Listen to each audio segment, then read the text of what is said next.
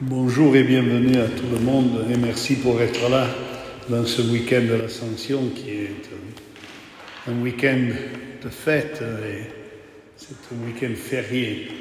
Et nous sommes là aujourd'hui pour réfléchir ensemble sur le témoignage des plus grands théologiens chrétiens, sûrement du XXe siècle, qui est mort martyr en Allemagne, lui-même était allemand. Alors vous avez quelques photos que notre présidente a mis un peu en place, voilà une dizaine de photos. Et puis en tout cas les textes de Bonhoeffer en français, si quelqu'un me les demande, je les envoie, je les ai trouvés en français ou je les ai traduits en français. Et alors ils peuvent être mis à disposition, aussi comme ce que je vais vous dire, parce que je suis obligé en français d'écrire à peu près tout parce que je n'ai pas de confiance dans ma langue encore. Voilà, merci. Donc, là, la première photo, vous voyez, c'est Dietrich Bonhoeffer et sa petite sœur. Il est né dans une famille de la bourgeoisie protestante aisée, on dirait de l'aristocratie prussienne. Ses ancêtres sont des prédicateurs, non nécessairement des théologiens, mais des prédicateurs ou alors des militaires. Et Dietrich est le sixième de 8 enfants, né un petit moment avant de sa sœur jumelle Sabine. Son père, Karl Bonhoeffer, est neurologue et psychiatre, mais il n'est pas d'accord avec les idées de Sigmund Freud, dans lesquelles il voit un système un peu décadent. Sa mère, Paula, est la petite fille d'un théologien protestant, Karl von Hase. Elle était institutrice. C'est la mère de Dietrich qui assure l'éducation des enfants pendant leurs premières années. Il se passe souvent comme aujourd'hui encore. Et elle prend soin de les élever chrétiennement. Même si la famille, lui, va écrire, la famille assiste rarement au culte. Mais ils ont quand même une éducation chrétienne. Ce qui caractérise toute la famille, c'est une profonde honnêteté intellectuelle. Non seulement l'honnêteté d'être des gens justes et comme ça, mais du point de vue intellectuel.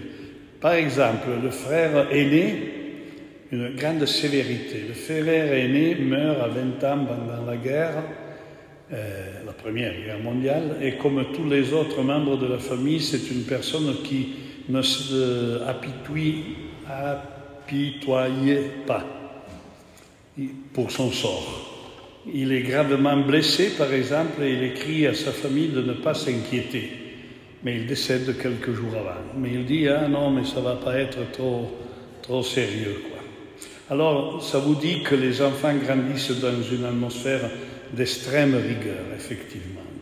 Ce sont, tout de suite après la guerre, ce sont les années de la Première Guerre mondiale, perdues par l'Allemagne, et puis celle de la République de Weimar.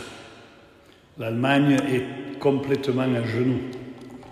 Le chômage se reprend de manière tragique, 40% dans certaines régions de l'Allemagne.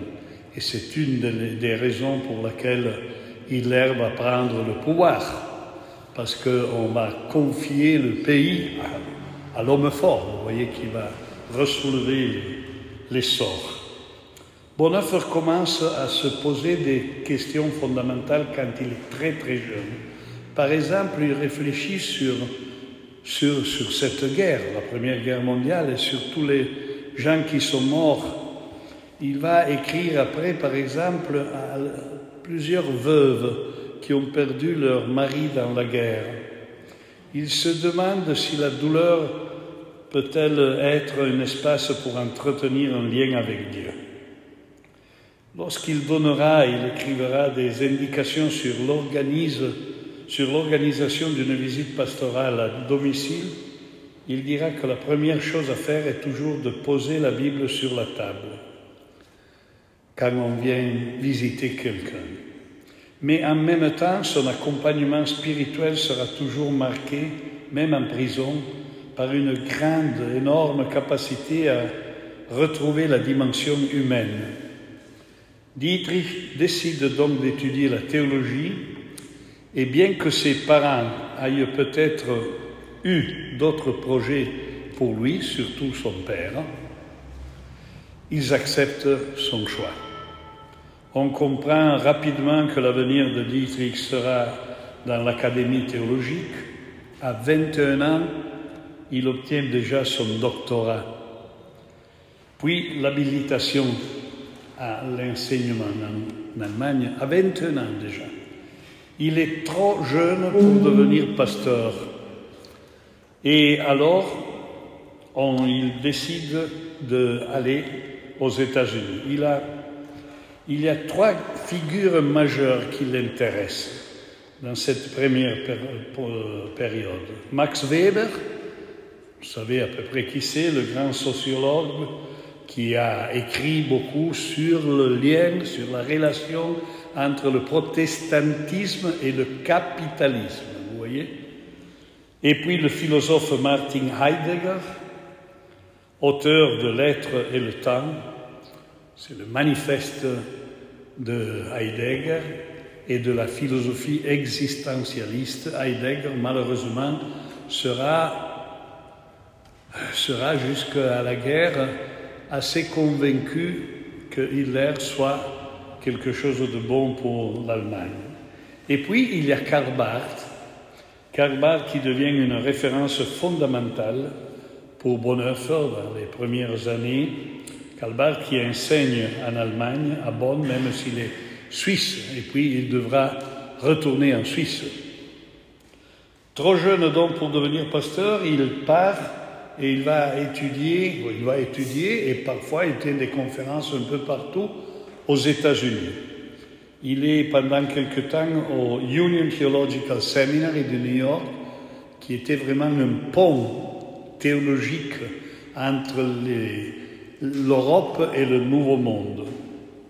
Il découvre alors avec un certain intérêt les aspects de la vie et de la réalité américaine comme Harlem, vous voyez ce que c'est que Harlem, le ghetto des Noirs et les spirituels des Noirs. Il est très intéressé, le jeune Bonhoeffer. Il a une sensibilité donc particulière, une grande intelligence pour la diversité. À 18 ans, il avait déjà été à Rome et il avait été fasciné par les chants qu'il entendait dans les différentes églises catholiques de Rome. Il fut même un peu marqué par la catholicité de l'église romaine. Il avait réfléchi sur ça, lui qui est luthérien. Il revient donc des États-Unis avec une foi non seulement pensée sur le plan intellectuel, mais vécue. Il se pose des questions sur les Noirs, sur les ghettos, sur la situation sociale aux États-Unis et donc aussi naturellement en Allemagne. Et ce désir de vivre une foi non spéculative, ancrée dans la réalité et dans le monde, sera au cœur de ses décisions, toujours. Être dans le monde. Ces années de jeunesse sont marquées évidemment par une lecture extensive et intensive de la Bible. Il se distingue tout de suite par une grande discipline spirituelle, car Dietrich aspire à une vie structurée. La première étape, on verra dans un moment, la première étape sur le chemin de la liberté sera la discipline. On ne va aucune part sans une discipline spirituelle. Aux États-Unis, voilà la deuxième photo. Au Union Theological Seminary, il rencontre et se lie d'amitié avec le pasteur français Jean Lasserre, que vous avez là dans la photo. C'est une grande figure, déjà elle est encore jeune, mais c'est déjà une grande figure du pacifisme, connu pour ce qu'il a fait dans le mouvement international de la réconciliation. Je ne sais pas si vous avez entendu parler du mouvement international de la réconciliation. J'ai eu le privilège de rencontrer le pasteur Jean Lasserre tout au début de mes études à Rome, à la faculté vaudoise de théologie. Il est resté parmi nous 2 jours. Il a tenu 2 leçons et nous étions là à l'écouter. Lui, il était déjà très âgé, comme vous pouvez imaginer. Voilà. Il y a une petite anecdote. Pendant leur conversation rapportée dans les lettres de Dietrich Bonhoeffer, les lettres de la prison, ce dernier, Bonhoeffer, demande à Jean Lasserre « Que voudrais-tu devenir ?» Et Jean Lasserre répond « J'aimerais devenir saint. » Saint, pas dans le sens catholique du terme, mais du Nouveau Testament, c'est-à-dire appelé par Dieu, mis à part. Et Lasserre pose la même question à Dietrich. Et Dietrich répond, j'aimerais apprendre à croire. Voilà. Le sermon sur la montagne, les chapitres 5, 6 et 7 de Matthieu deviennent son texte fondamental et c'est le texte le plus radical sur le discipulat. On dit discipulat en français? Discepolato. Pour suivre Jésus, pour devenir disciple de Jésus. Et son œuvre de ces années-là va avoir comme titre Nachfolge. Nachfolge, c'est en italien sequela, suivre. Là, le suivre Jésus, pas n'importe quoi. En français, le titre, c'est Le prix de la grâce, qui est un bon titre, mais le titre originel, c'est quelque chose d'un peu différent. Et vous savez bien, la grâce à bon marché et la grâce qui coûte, je pourrais vous lire des passages très importants, quoi. Qu'est-ce que ça signifie de suivre Jésus? Là, c'est le thème central de ces premières années, quand il devient animateur du séminaire clandestin de Finkenwalde.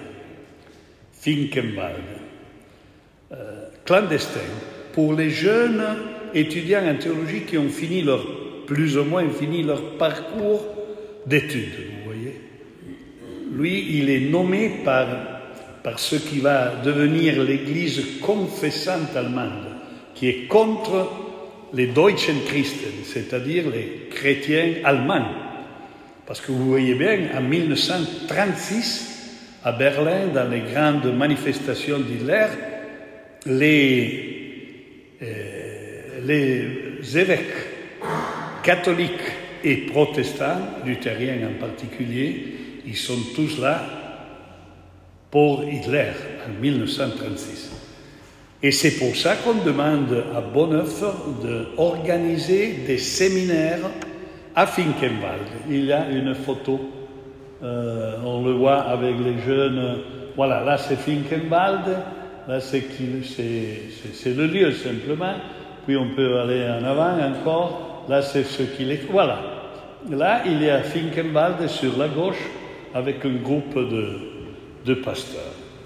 Et il leur explique le fait que la grâce à bon marché est l'ennemi mortel de l'Église. Actuellement, dans notre combat, il va y avoir la grâce à bon marché et ça, c'est terrible. La grâce à bon marché, c'est la grâce considérée comme une marchandise à liquider. Le pardon au rabais, la consolation au rabais, le sacrement au rabais. La grâce servant de magasin intéressable à l'Église, où des mains inconsidérées puisent pour distribuer sans hésitation et sans limite. Ce sont les pasteurs. La grâce non tarifée, la grâce qui ne coûte rien, quand on se dit que selon la nature même de la grâce, la facture est d'avance et définitivement réglée. Sur la foi de cette facture acquittée, on peut tout avoir gratuitement. L'ennemi de la grâce, même si lui, il est profondément luthérien. C'est la justification, la grâce à bon marché, du péché et non point du pécheur, dit Bonhoeffer. Et il écrit. puisque la grâce fait tout toute seule. Tout n'a qu'à rester comme avant. La grâce qui coûte, c'est le trésor caché dans le champ. À cause de lui, l'homme va et vend joyeusement tout ce qu'il a. C'est la perle de grand prix. Pour l'acquérir, le marchand abandonne tous ses biens. La grâce qui coûte, c'est la royauté du Christ. C'est l'évangile qu'il faut toujours chercher à nouveau. C'est le don pour lequel il faut prier. C'est la porte à laquelle il faut frapper. La grâce qui coûte, c'est d'abord parce qu'elle a coûté cher à Dieu. Parce qu'elle a coûté à Dieu la vie de son Fils. Vous avez été acquis à un prix élevé, dit l'Évangile. Parce que ce qui coûte cher à Dieu ne peut être bon marché pour vous. Et les grâces, d'abord, parce que Dieu n'a pas trouvé que son Fils fût trop cher pour notre vie, mais il l'a donné pour nous. La grâce qui coûte, c'est l'incarnation de Dieu. Et Bonhoeffer peut à la fois commence à revoir son parcours à travers la parabole humaine du prophète Jérémie. Peut-être le prophète le plus solitaire et jamais aimé par son peuple. Le prophète qui, contrairement aux enfants qui rêvent de grandir vite, aurait toujours voulu rester enfant. Le prophète qui écrit « La parole du Seigneur me fut adressée, avant de te former dans le sein de ta mère, je te connaissais. Avant que tu sortes à la lumière, je t'avais consacré. Je t'ai établi prophète des nations. » Jérémie, le prophète rejeté. Et Bonhoeffer se demande, mais qui est le prophète aujourd'hui? En 1928, il a 22 ans. Dans une conférence à Barcelone, il dit « Un prophète est un homme qui sait qu'il a été saisi par Dieu et appelé à un moment précis et bouleversant de sa vie, et qui désormais ne peut plus faire autrement que d'aller parmi les hommes pour annoncer la volonté de Dieu, quelle qu'elle soit. La vocation qui dépend de Dieu. »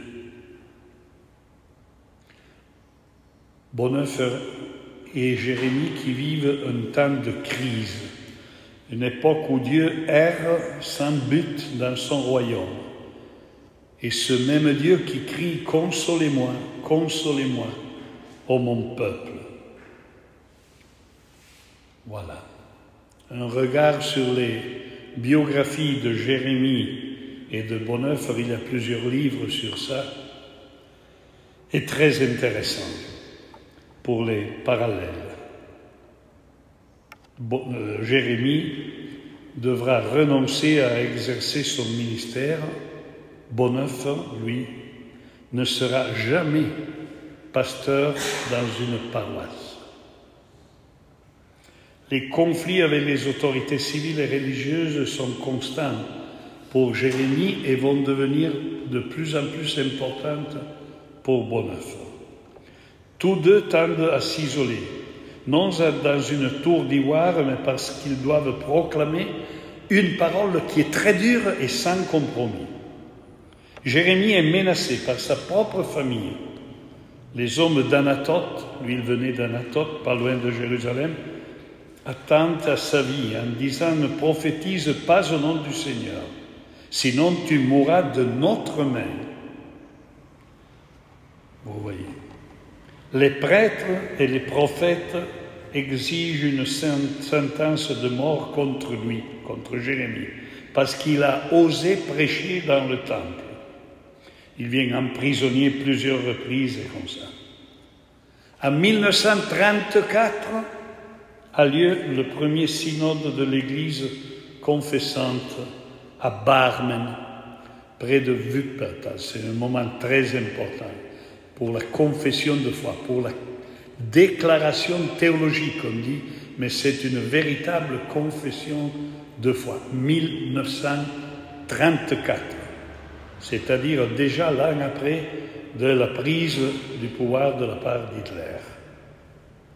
C'est Karl Barth, probablement, qui écrit cette déclaration théologique, qui est un texte politique, absolument politique, dans la situation allemande, sans qu'un seul mot ne soit explicitement consacré à la politique. Il parle de l'Évangile aujourd'hui. Face aux erreurs des chrétiens allemands et du gouvernement actuel de l'Église, qui ravagent l'Église et mettent en pièces l'unité de l'Église évangélique allemande, c'est écrit « Nous confessons les vérités évangéliques suivantes. Jésus dit « Je suis le chemin, la vérité et la vie.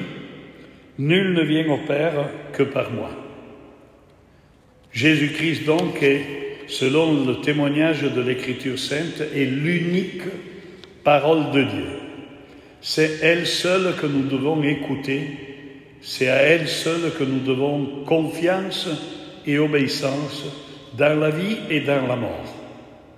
Nous rejetons donc la fausse doctrine, vous voyez, sans parler, la fausse doctrine selon laquelle, en plus et à côté de cette seule parole de Dieu, l'Église pourrait et devrait reconnaître d'autres événements et pouvoirs, personnalité et vérité, comme révélation de Dieu et source de sa prédication. Vous voyez très bien le jurement des pasteurs et des évêques au national-socialisme. En 1936, Dietrich Bonhoeffer se voit retirer l'autorisation d'enseigner à l'université. Juste avant le déclenchement de la guerre, lui, il est parti aux États-Unis, il est invité partout, on lui propose, on lui dit « Dietrich, reste ici, ce n'est pas bien pour toi de rentrer en Allemagne ». On lui propose des chaires un peu partout dans les universités américaines. Et lui, quand il vient à savoir que la guerre va être déclenchée contre la Pologne, et puis il rentre précipitamment en Allemagne. Il déclare celui qui n'a pas partagé, qu'il ne va pas partager la tragédie de l'Allemagne, de notre pays, ne pourra pas participer à sa reconstruction. Je ne sais pas si vous avez pris ça. Il y a d'autres théologiens formidables, Paul Tillich, que j'ai bien étudié, qui partent en 1933 déjà. Ils sont soulevés de l'enseignement, mais ils ne rentreront jamais en Allemagne. Et lui, il dit, si un jour on pourra avoir le droit de participer à la reconstruction de notre pays, parce que ça va être la tragédie, on ne peut pas quitter maintenant notre pays et notre peuple. Lui, devenu un pacifiste radical, l'amitié avec Jean Lasserre, se retrouve impliqué dans la préparation de l'attentat contre Hitler. Il faut beaucoup de temps et d'années. L'attentat en 20 juillet 1944, comme on sait, qui échouera. Il s'engage, il ne le veut pas, mais il est obligé à s'engager dans l'espionnage et se rend comme ça à plusieurs reprises en Angleterre, où il a des amis très proches, pour voir ce qui peut être fait afin de raccourcir la guerre. Il sait très bien que ça va être une tragédie infinie. Et comme vous savez, son frère aussi, et son beau-frère, Fondonage, qui est un grand chef de l'armée, seront également exécutés à la fin de la guerre en avril 1945 avec lui. Il comprend qu'il faut renverser le tyran, Hitler. Malgré son pacifisme absolu, il affirmera qu'en certains moments, il est nécessaire d'assumer des responsabilités très lourdes. Il écrira dans ses lettres de la prison, il écrira « Mais si un jour, vous voyez un fou en voiture qui commence à renverser jeunes, adultes, enfants, tout le monde parce qu'il est ivre, il est fou avec sa voiture et comme ça. En Kurfürstendamm. Kurfürstendamm, c'est la route principale de Berlin dans ces années. Berlin-Est, c'était après Berlin-Est. Cette avenue incroyable. Si vous voyez que dans l'avenue la plus importante de Marseille commence à tuer, à renverser des gens, que faites-vous? Vous arrêtez pour soigner les gens qui ont été blessés, ou vous commencez premièrement à arrêter le chauffeur qui est devenu fou. Et lui, il dit, on doit arrêter le chauffeur. Dans son livre sur l'éthique, c'est un autre livre important, il distingue l'éthique des principes de celle qui doit composer avec la réalité. Pourquoi? Parce que la réalité, pour quelqu'un qui veut devenir chrétien, doit être prise au sérieux et Jésus est le critère de cette réalité. La réalité, même quand on ne l'aime pas, est bonne, écrit Bonhoeffer. Car Dieu est venu dans ce monde et aucune Église n'a le droit de considérer le monde comme une chose méprisable. Vous voyez, le monde, nous on prend la distance du monde. Non, c'est en restant dans le monde que tu comprends le sens de ta foi. Chacun et chacune d'entre nous doit donc assumer sa responsabilité en se demandant quelle sera la vie des générations futures. En septembre 1940, tout de suite après la Pologne, il lui est interdit de parler en public. Et il est contraint de signaler ses déplacements chaque jour à la police. En raison de son action destructrice au sein du peuple allemand. Celle-là est la raison. Oui. En mars 1941, il reçoit l'interdiction absolue de publier et d'imprimer n'importe quoi, même un petit article sur un journal de paroisse. Et enfin, le 5 avril 1943, il est arrêté pour des motifs futiles. Tout à fait, rien du tout, quoi. Ils ont pas encore des bonnes raisons. Mais ses amis parviennent temporairement à faire traîner le procès en longueur. Il a des amis bien mis, vous voyez, qui disent « Ah bon, le procès, on verra, on prend le temps. » Et puis, cependant, il reste en prison et il ne reverra plus ses proches. Et puis vient le 20 juillet 1944, Bonhoeffer comprend que la situation, y compris la sienne, est définitivement compromise maintenant. Hitler veut découvrir tout ce qu'ils ont fait, les gens qui ont organisé l'attentat. Et il trouve des documents où il y a aussi son nom parmi des autres. Des documents qui ne disent rien d'exceptionnel, mais on comprend très bien qu'il avait pris des contacts avec l'Angleterre. Et voilà, c'est durant ces mois qu'il développe ses idées sur un monde devenu adulte. Vous savez, le monde devenu adulte. Sur la nécessité de vivre dans ce monde comme si Dieu n'existait pas. C'est une de ces idées sur laquelle encore aujourd'hui on réfléchit. Je ne sais même pas vous dire exactement ce que ça signifie. Ça signifie beaucoup de choses. Et Deus non daretur, comme si Dieu n'existait pas. Nous sommes appelés à vivre dans le monde, devant Dieu, comme si Dieu n'existait pas. Dieu ne peut être un bouche-trou utilisé lorsque les choses vont mal. Ah, quand on ne sait plus quoi faire, alors essayons avec Dieu. Le Deus ex machina doit être mis de côté, définitivement. Il ne s'agit donc pas d'un christianisme sans Dieu, mais de la tentative de suivre Jésus. Une tentative radicale. Jésus se trouve là où les réponses manquent, là où il est lui-même mort, il faut se rappeler de ça, il est mort hors des murs de la ville de Jérusalem. Et il revient encore plus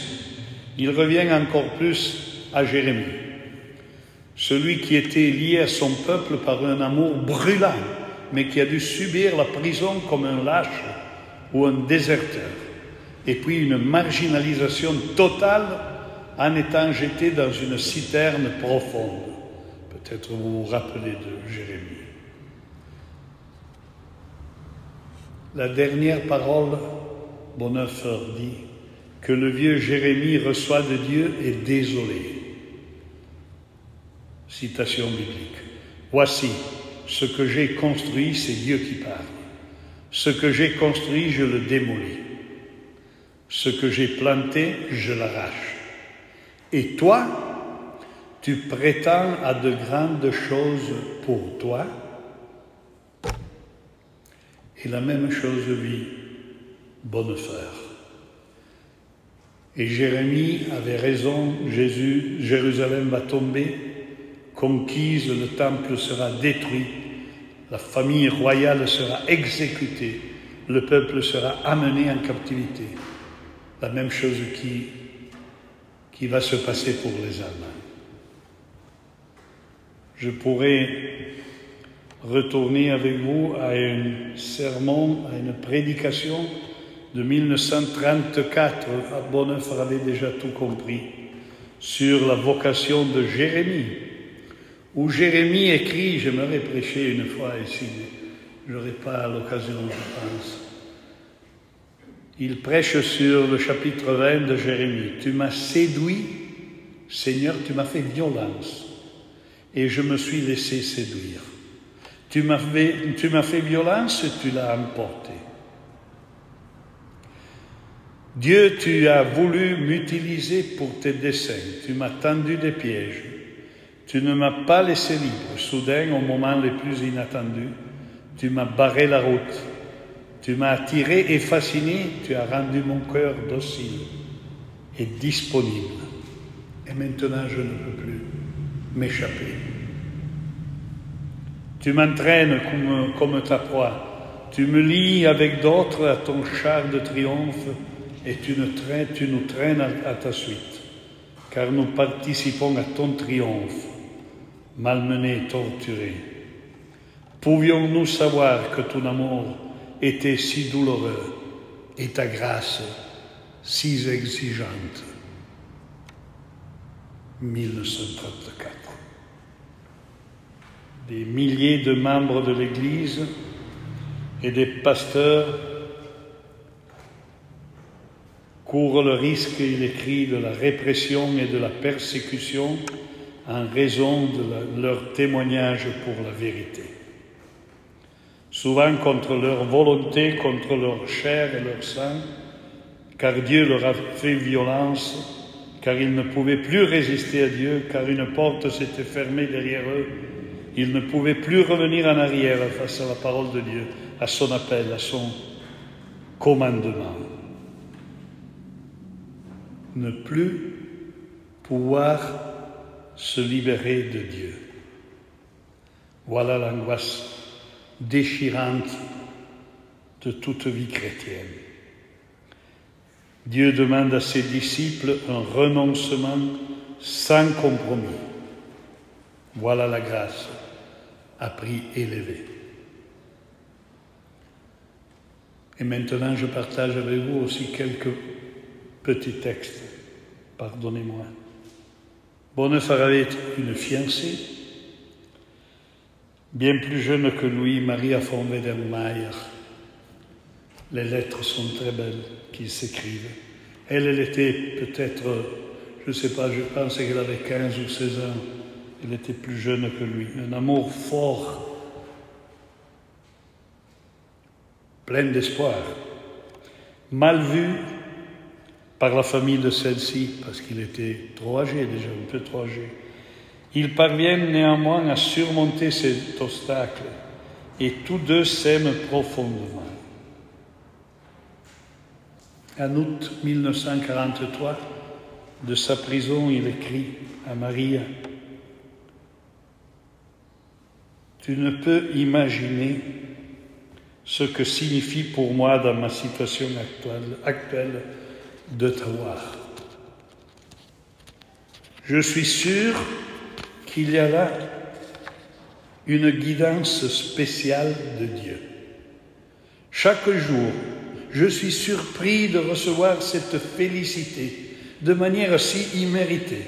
Chaque jour, je suis profondément ému en pensant à quelle école rigoureuse Dieu t'a conduite au cours de cette dernière année.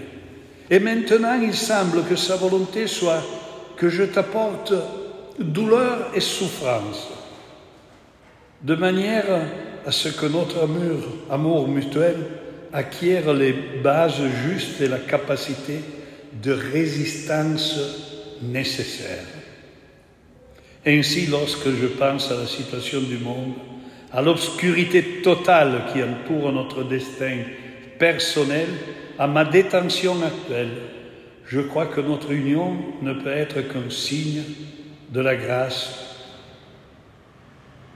et de la bonté de Dieu, qui nous appelle à la foi.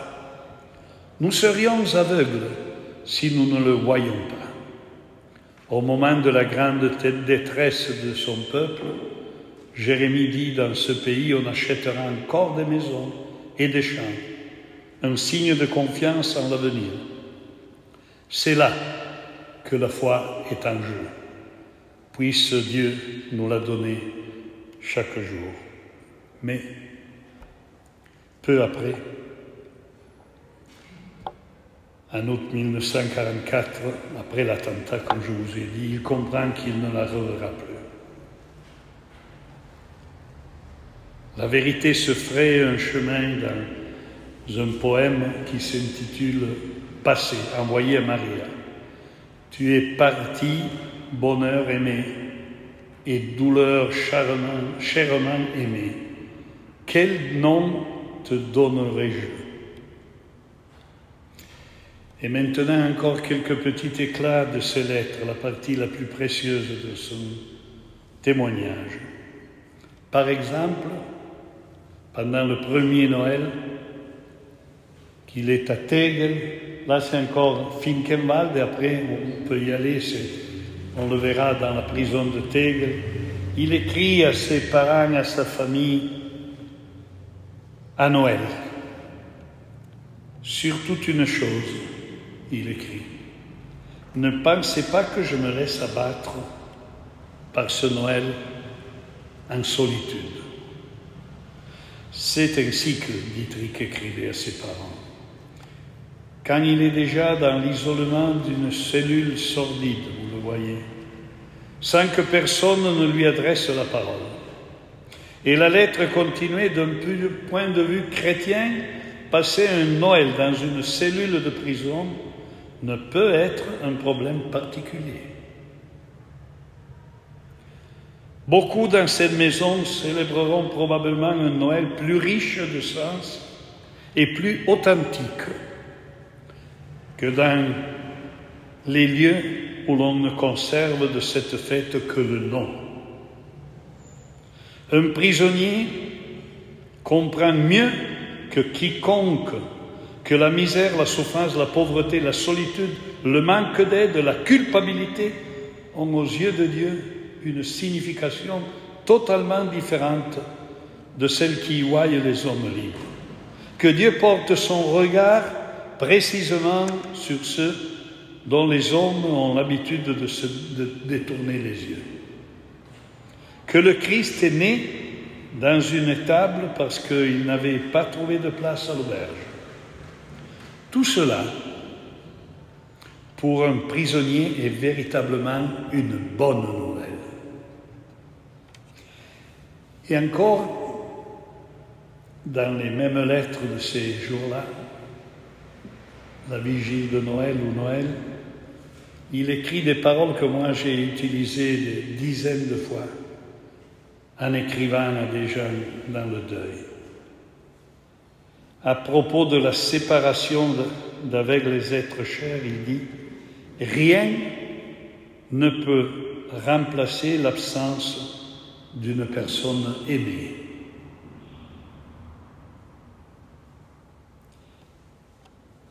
Il n'y a aucun effort à faire pour cela. Il faut simplement tenir bon et supporter. Cela peut nous sembler très difficile, mais c'est en même temps une grande consolation. Car tant que le vide reste béant, il nous maintient liés les uns aux autres à travers lui. Il est faux de dire que Dieu comble ce vide. Il le maintient expressément ouvert.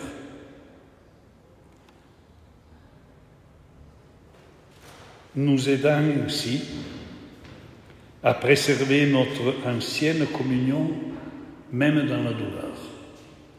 La gratitude transforme le souvenir en une joie silencieuse.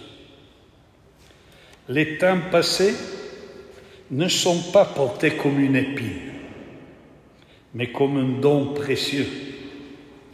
Il faut conserver ce don comme un trésor caché, dont on a la certitude. Alors du passé émane une joie et une force qui perdureront dans le temps. Et voilà. Finalement, il comprend le 21 juillet, le jour après l'attentat, qu'il ne sortira pas. J'ai appris plus tard, il écrit à son grand ami Eber Albeck, et je continue de l'apprendre encore maintenant, qu'on apprend à croire qu'en étant pleinement dans l'ici-bas, dans ce monde de la vie.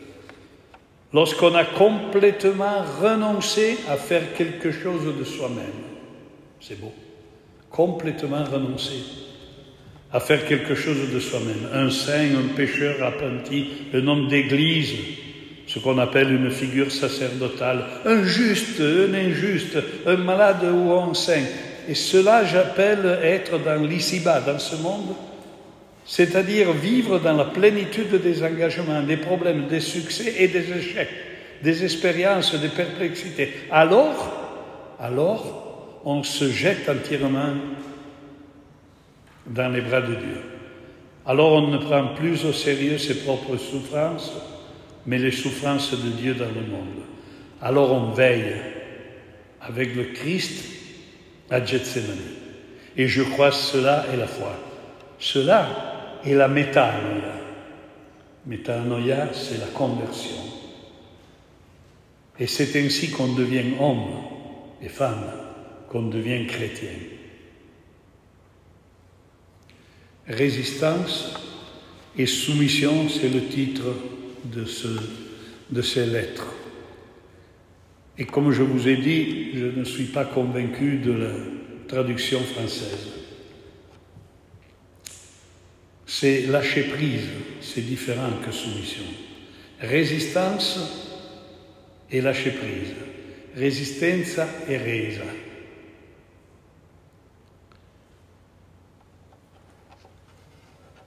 Dans le poème, voici la volonté de Dieu qui doit être faite. Dans le poème La mort de Moïse, c'est très bref, de septembre 1944, Bonhoeffer récapitule toute sa vie. Vous voyez bien Moïse, il arrive sur le mont Nebo, il voit la terre promise après qu'il a passé 40 ans dans le désert avec son peuple désobéissant, idolâtre. Mais lui, Dieu lui dit, tu n'entreras pas dans la terre promise. Et Bonhoeffer voit dans cette figure de Moïse lui-même. Il écrit, toi, Dieu, toi qui punis les péchés et pardonnes volontiers, Dieu, ce peuple, je l'ai aimé. Avoir porté sa honte et ses vices et avoir entrevu son salut, cela me suffit. Soutiens-moi, prends-moi, mon bâton se courbe, prépare-moi la tombe au Dieu fidèle.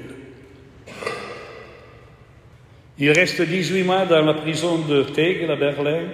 En octobre 1944, il fut transféré dans la prison de la Gestapo Prinz Albrecht Straße, avant d'être interné le 7 février 1945 dans le camp de concentration à Buchenwald.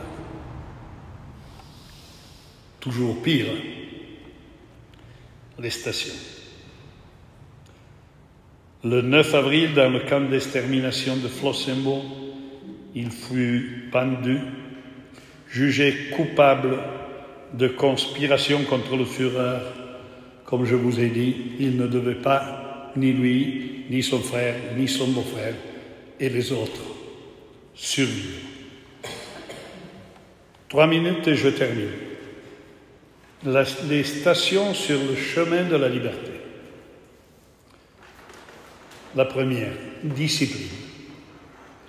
Si tu pars à la recherche de la liberté, apprends avant tout la discipline de tes sens et de ton âme, afin que tes désirs et tes membres ne te mènent pas tantôt ici, tantôt là. Que ton esprit et ton corps soient chastes, entièrement soumis à toi-même, et que dociles ils cherchent le but qui leur est assigné.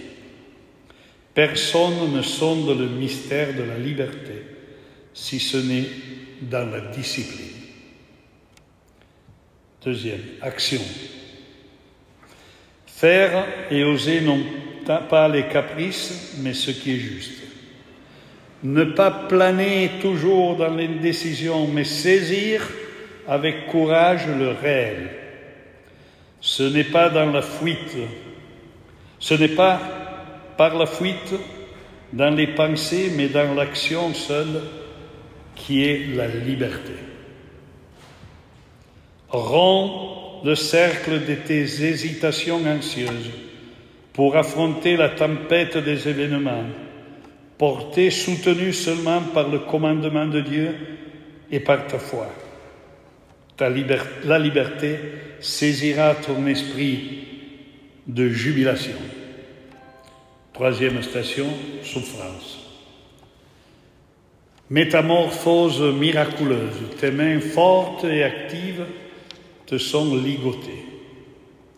Impuissant et solitaire, tu vois la fin de tes actes. Mais tu respires et déposes ce qui est juste. Tranquille et consolé entre des mains plus fortes, et tu te sens apaisé. Un instant seulement, bienheureux, tu as palpé la liberté, puis tu l'as remise à Dieu afin qu'il l'accomplisse magnifiquement. Dernière station, mort. Approche maintenant, fête suprême sur le chemin de l'éternelle liberté. Mort met à terre les chaînes et les murs importuns de notre corps périssable et de notre âme aveuglée, pour que nous apercevions enfin ce qu'il nous est refusé de voir ici-bas. Liberté, longuement cherchée dans la discipline, dans l'action et dans la souffrance, mourant, nous te reconnaissons dans le visage de Dieu. Je termine. Au geôlier qui le conduit à la potence, il y a un petit témoignage du geôlier là, qui le voit dans sa cellule quand il va lui dire que c'est le moment. Bonhoeffer comprend parfaitement. Il dira, j'ai jamais vu quelqu'un prier avec cette insistance. Au geôlier qui le conduit à la potence, Bonhoeffer se tourne vers lui avant d'être pendu nu. Il faut se déshabiller complètement. Il dit c'est la fin. Pour moi, le début de la vie. Ce sont des mots que je ne suis pas en mesure de commenter. Mais j'espère toujours, et je prie, que ceux qui traversent l'épreuve puissent ressentir un fragment de ce que ces paroles peuvent dire à chacun et chacune d'entre nous. C'est la fin, pour moi, le début de la vie. Merci.